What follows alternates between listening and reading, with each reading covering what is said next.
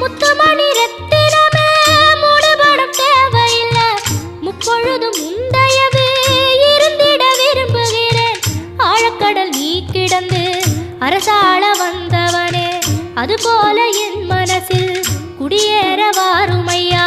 சம்ஹார நேரத்தில் சமுத்திரம் பின்வாங்கும் சந்தோஷ திருநாளில் நல்லருளை தாரும் ஐயா. முருகன் என்று முழங்குது என் மனசு, கடலை போல உன் கருணை பெருசு. உப்பு காத்து ஊத காத்து சுத்தும் கடலு கரைய பார்த்து சத்தியமா கோயில் கொண்ட சுப்பையா. எங்க குப்பத்துக்கு குலவிளக்கு நீ ஐயா.